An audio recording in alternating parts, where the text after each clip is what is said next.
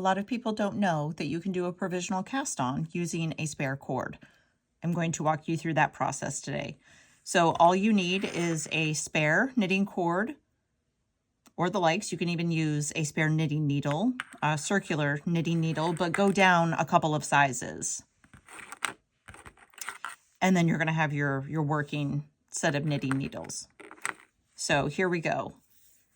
First, we're going to start with a slip knot.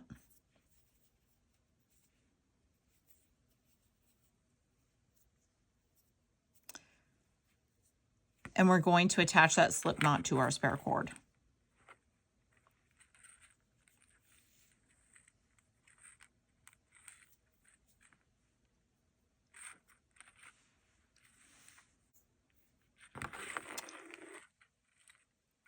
So I hold the cord in my left hand, my working needle in my right.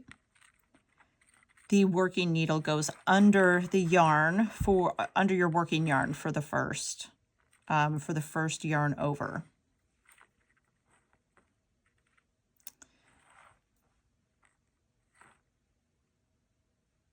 So now you're going to continue in this method until you reach your desired stitch count, cast on count. So we're actually going to go under the cord with our needle. We're going to pull up the yarn up the top. Then we're going to yarn over. And then we're going to go under the cord again. So we'll do it slowly again. And one of the greatest things about this cast on method is you're actually casting on 2 stitches at the same time. So yarn over, under the cord, pull up your yarn, yarn over, under the cord, and pull up your yarn. And when you get really going, it's a little fiddly at first, but once you get going, it actually turns into a pretty great smooth motion, and you just kind of can get lost in this motion and miss how many stitches you need to cast on, but it is very relaxing, and you can just keep going in this fashion until you reach your desired stitch count. So I'll see you there. Okay, so I have reached the number of stitches that I needed to cast on. In this case, it's 80 stitches. I did add an extra stitch so I could do the invisible join. Now you don't have to do the invisible join. That's fine. It's totally your preference. That's just how I prefer to do this. So before I do my join, I always remove my little stitch stopper here. If my cord is really long like this, because I want to keep it out of the way.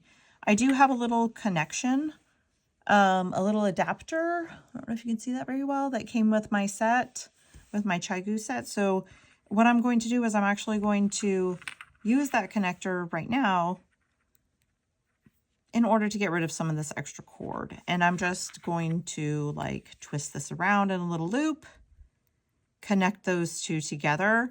And then when I'm knitting, it's not going to be flopping all over the place, but you don't have to. I have done it plenty of times with just using 2 of these, one on each end, in order to hold the stitches.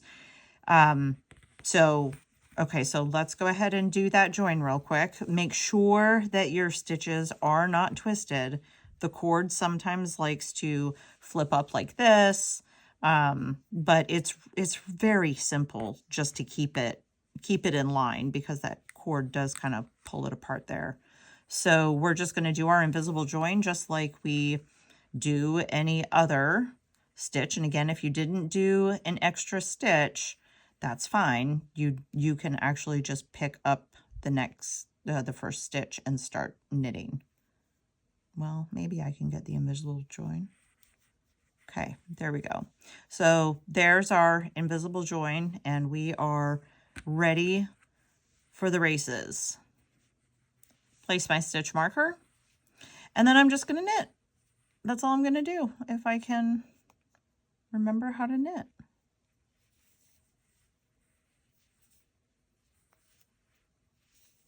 we're just going to go around. Just make sure that your cord isn't working against you and trying to flip up and you not realizing it. Now, this method is a very fast way to do your provisional cast on.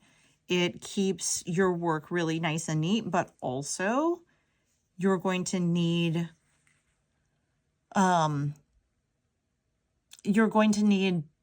to use this method, in my opinion, if you are going to be doing the Kitchener stitch, if you do a double brim headband.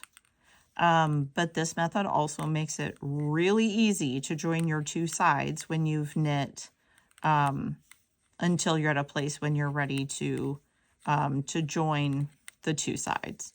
So I'm just going to go ahead and knit around until I am ready to join my two sides.